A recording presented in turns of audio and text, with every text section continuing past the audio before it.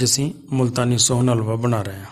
ਹਾਫਿਜ਼ ਦਾ ਸੋਹਨ ਹਲਵਾ ਮੁਲਤਾਨ ਦੀ ਬਹੁਤ ਮਸ਼ਹੂਰ ਸੁਗਾਤ ਹੈ ਤੇ ਮੁਲਤਾਨ ਵਿੱਚ ਤਕਰੀਬਨ ਹਰ ਮਠਿਆਈ ਵਾਲਾ ਸੋਹਨ ਹਲਵਾ ਬਣਾਉਂਦਾ ਹੈ, ਬਸ ਆਪਣੇ ਤਰੀਕੇ ਨਾਲ। ਲੇਕਿਨ ਜੋ ਮਿਆਰ ਹਾਫਿਜ਼ ਦੇ ਸੋਹਨ ਹਲਵੇ ਦਾ ਹੈ ਉਹ ਕਿਸੇ ਦਾ ਵੀ ਨਹੀਂ। ਤੇ ਮੈਂ ਅੱਜ ਜਿਹੜੀ ਰੈਸਪੀ ਤੁਹਾਡੇ ਨਾਲ ਸ਼ੇਅਰ ਕਰ ਰਿਹਾ ਉਹ ਹਾਫਿਜ਼ ਦੇ ਸੋਹਨ ਹਲਵੇ ਦੀ ਅਸਲ ਰੈਸਪੀ ਆ। ਵੀਡੀਓ ਨੂੰ ਜ਼ਰਾ ਗੌਰ ਨਾਲ ਤਵੱਜੋ ਨਾਲ ਦੇਖਣਾ ਤੇ ਕੋਸ਼ਿਸ਼ ਕਰਨੀ ਪੂਰੀ ਵੀਡੀਓ ਦੇਖੋ ਤਾਂ ਕਿ ਤੁਸੀਂ ਵੀ ਸਾਰੀ ਅਸਲ ਰੈਸਪੀ ਨੂੰ ਅੱਛੀ ਤਰ੍ਹਾਂ ਸਮਝ ਜਾਓ। ਤੇ ਆਓ ਫਿਰ ਇਹਨੂੰ ਬਣਾਉਣਾ ਸ਼ੁਰੂ ਕਰੀਏ। ਅਸੀਂ ਕੜਾਈ ਦੇ ਵਿੱਚ ਸਭ ਤੋਂ ਪਹਿਲੇ 250 ਗ੍ਰਾਮ ਮੈਦਾ ਪਾਵਾਂਗੇ ਤੇ ਨਾਲ 100 ਗ੍ਰਾਮ ਆਟਾ ਤੇ 100 ਗ੍ਰਾਮ ਸਮਕ ਜਿਹਨੂੰ ਅੰਗੂਰੀ ਵੀ ਕਹਿੰਦੇ ਆ। ਇਹ ਚੀਜ਼ਾਂ ਪਾ ਕੇ ਤੇ 300 ਗ੍ਰਾਮ ਤਕਰੀਬਨ ਇਹਦੇ 'ਚ ਦੁੱਧ ਪਾ ਕੇ ਤੇ ਅੱਛੀ ਤਰ੍ਹਾਂ ਹਿਲਾ ਲਓ। ਥੋੜ੍ਹਾ ਜਿਹਾ ਦੁੱਧ ਹੋਰ ਸ਼ਾਮਿਲ ਕਰ ਲਓ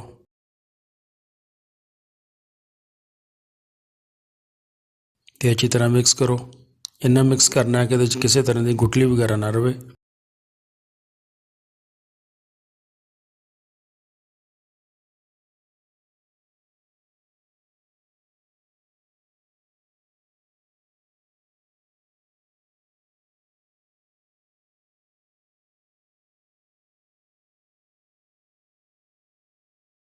ਹੁਣ ਇਹਦੇ ਵਿੱਚ ਮਜ਼ੀਦ 7 ਕਿਲੋ ਦੁੱਧ ਅਸੀਂ ਹੋਰ ਪਾ ਰਹੇ ਹਾਂ।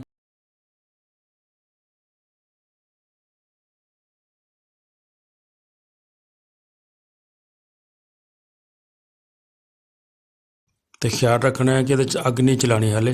ਜਿੰਨਾ ਚਿਰ ਮਿਕਸ ਕਰਦੇ ਰਹਿਣਾ ਉਹਨਾਂ ਚਿਰ ਅੱਗ ਨਹੀਂ ਚਲਾਉਣੀ। ਅੱਛੀ ਤਰ੍ਹਾਂ ਦੁੱਧ ਨੂੰ ਮਿਕਸ ਕਰਨ ਤੋਂ ਬਾਅਦ ਚੁੱਲ੍ਹਾ ਆਨ ਕਰਨਾ ਹੈ।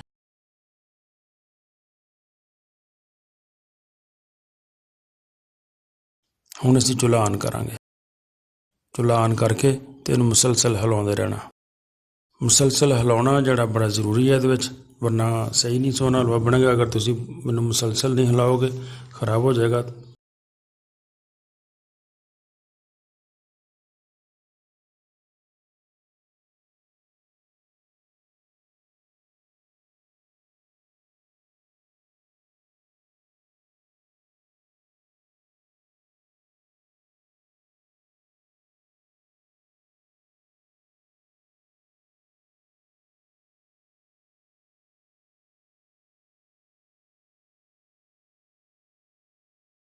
ਡੇਢ 2 ਘੰਟੇ ਪਕਾਉਣ ਤੋਂ ਬਾਅਦ ਇਸ ਤਰ੍ਹਾਂ ਦਾਣਾ ਬਣਨਾ ਸ਼ੁਰੂ ਹੋ ਜਾਏਗਾ।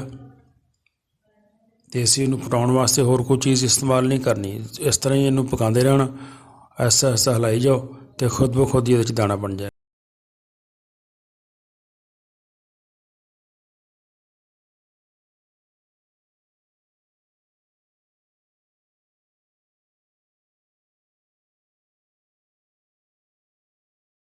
ਹੁਣ ਤੁਸੀਂ ਇਹਦੇ 'ਚ ਹਸਬੇ ਜ਼ਾਇਕਾ ਚੀਨੀ ਸ਼ਾਮਿਲ ਕਰ ਲਓ ਤੇ 4-5 ਇਲਾਇਚੀਆਂ ਸ਼ਾਮਿਲ ਕਰ ਦਿਓ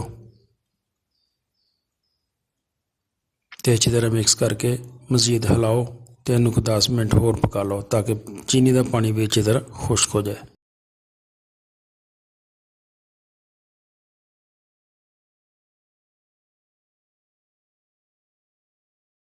ਇਹ ਦੇਖੋ ਹੁਣ ਸਾਡੇ ਹਲਵੇ ਵਿੱਚ ਲੇਸ ਬਣਨੀ ਸ਼ੁਰੂ ਹੋ ਗਈ ਹੈ। ਹਲਵਾ ਸਾਡਾ ਤਕਰੀਬਨ ਤਿਆਰ ਹੋ ਗਿਆ। ਹੁਣ ਅਸੀਂ ਇਹਦੇ 'ਚ ਥੋੜ੍ਹਾ ਜਿਹਾ ਦੇਸੀ ਘਿਓ ਪਾਵਾਂਗੇ। ਦੇਸੀ ਘਿਓ ਪਾ ਕੇ ਇਹਨੂੰ 2-3 ਮਿੰਟ ਪਕਾ ਲਓ ਤੇ ਮਾਸ਼ਾਅੱਲਾ ਸਾਡਾ ਸੋਹਨ ਹਲਵਾ ਬਹੁਤ ਅੱਛੀ ਤਰ੍ਹਾਂ ਤਿਆਰ ਹੋਇਆ। ਬਹੁਤ ਟੇਸਟੀ ਤੇ ਬੜਾ ਦੇਖੋ ਮਜ਼ੇਦਾਰ, ਕਲਰ ਵੀ ਬਹੁਤ ਅੱਛਾ ਆਇਆ, ਕੋਈ ਕਲਰ ਇਸਤੇਮਾਲ ਨਹੀਂ ਕੀਤਾ ਤੇ ਦਾਣਾ ਵੀ ਬੜਾ ਅੱਛਾ ਬਣਿਆ, ਜ਼ਾਇਕਾ ਵੀ ਬੜਾ ਅੱਛਾ ਬਣਿਆ।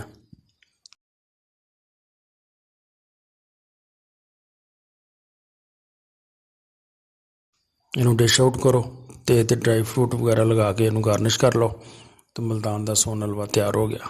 ਮੇਰੀ ਵੀਡੀਓ ਪਸੰਦ ਆਈ ਹੋਵੇ ਤੇ ਦੋਸਤਾਂ ਨਾਲ ਜ਼ਰੂਰ ਸ਼ੇਅਰ ਕਰਿਓ ਤੇ ਨਾਲੇ ਵੀਡੀਓ ਨੂੰ ਲਾਈਕ ਕਰ ਦਿਓ।